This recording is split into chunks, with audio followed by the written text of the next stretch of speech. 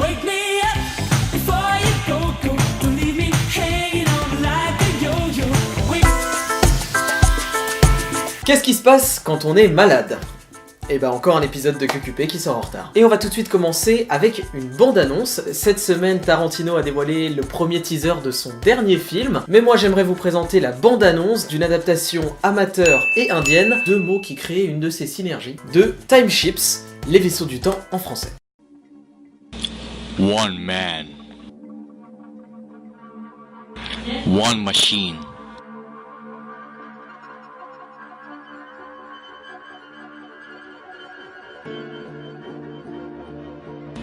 Infinite possibilities.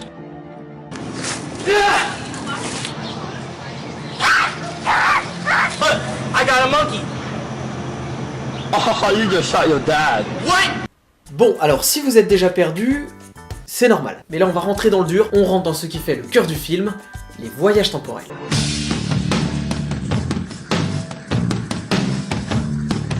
Les voyages temporels et le rock.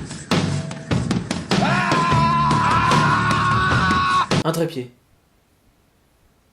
C'est tout ce que t'as trouvé pour te battre. Un trépied. Non mais ok. Faisons comme si c'était normal après tout. Donc après s'être battu avec un trépied, notre héros tombe sur un monstre qui l'effraie. Là il y a une discussion complètement incompréhensible, mais au cadrage ô combien ambitieux. Puis il y a une explosion nucléaire, le personnage principal dit qu'il faut détruire la machine à voyager dans le temps et il meurt. Pouf! Attendez, est-ce que je viens de me faire spoiler la fin du film? Mais attendez, la vidéo ne s'arrête pas là puisque le trailer a son propre générique. Générique qui dure 2 minutes 30, c'est-à-dire plus long que le trailer en lui-même. Pourquoi pas après tout si le générique est mieux que la bande-annonce?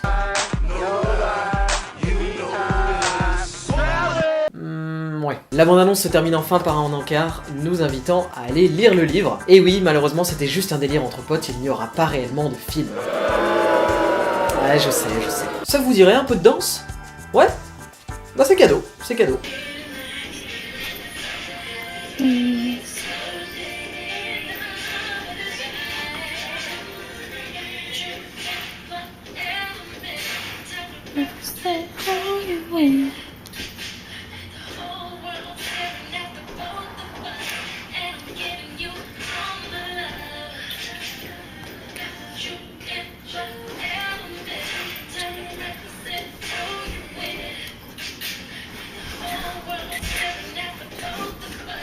Bah c'est plutôt cool. D'ailleurs moi ce qui m'énerve vraiment dans cette vidéo, c'est les réactions de foutage de gueule de la personne qui filme.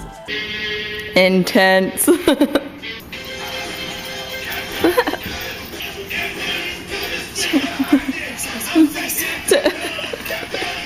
Je veux dire, tu vois bien qu'ils sont à fond, c'est leur passion, ils ont préparé leur choré, ils te demandent de les filmer.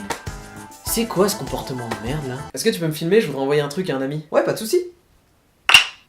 T'as vraiment aucune vie, hein, t'es une merde. En tout cas c'est bon, c'est envoyé. Par contre les danseurs ont à cramer quand t'as profité de ce move un petit peu obscur pour te gratter les couilles. De toute façon il y a plein de mouvements bizarres dans cette danse. Et bien que je m'étale de la crème solaire, et bien que je fasse la poule, et bien que je dise aux gens de fermer leur gueule. Mais cette vidéo est plutôt cool. Et elle n'a que 150 vues alors qu'elle est sortie en 2009, il y a 10 ans. 2009 c'était il y a 10 ans.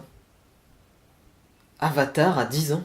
En parlant d'il y a 10 ans, est-ce que ça vous dirait que je détruise votre enfance? Je vous ai en effet trouvé un court-métrage, encore un, qui met en scène Dobby, personnage de la saga Harry Potter qui apparaît dans le tome 2. Le court-métrage s'intitule « Les factures de Dobby seront payées ». Ah, je le sens pas celui-là. Ah! Bon, alors tout le court-métrage repose sur la musique qui est en anglais, donc pour plus de compréhension, et évidemment pour éviter de me faire strike, plutôt que d'avoir la musique, je vais vous traduire les paroles en français. Je me souviens de tout en regardant en arrière. C'était l'été pendant lequel j'ai fêté mes 18 ans. Nous vivions dans une seule chambre, dans une petite cabane, dans la banlieue de la Nouvelle-Orléans. Nous n'avions pas d'argent pour la nourriture ou le loyer. C'est peu de dire que c'était difficile. Puis maman a dépensé chaque centime que nous avions pour m'acheter une robe de danse. Maman a lavé et coiffé mes cheveux. Elle a peint mes yeux et mes lèvres, et je m'habillais de cette robe de danse en satin qui laissait apercevoir mes hanches d'un côté. Il y avait une bordure en velours rouge et ça m'allait très bien. Je me rendais compte en me regardant dans le miroir. Et je frissonnais, mais je tenais debout sur ma chaussure à talons. Lorsque je demandais à ma mère ce que je devais faire, elle dit « Sois juste gentil avec les messieurs, Fancy. Et ils seront gentils avec toi. » Yes I. C'est marrant, je me souvenais pas de ce chapitre. Hein. Ceci dit, ça m'étonnerait même pas que J.K. Rowling nous fasse un tweet pour nous dire qu'en fait, Dobby avait fait de la prostitution. Mais attendez... Quand Harry retrouve Dobby et Winky dans les cuisines de Poudlard, et que Dobby dit qu'ils sont passés de maison en maison avant d'arriver ici. Est-ce que c'est ça qui s'est passé? Est-ce que ce film est plausible? Voilà, c'était l'épisode 12 de Qu'est-ce qui se passe? N'hésitez pas à le liker et à vous abonner, mais surtout à partager l'épisode s'il vous a plu. Vous pouvez m'envoyer vos suggestions de vidéos sur Instagram ou sur Twitter, et on se retrouve demain pour un nouvel épisode. Salut!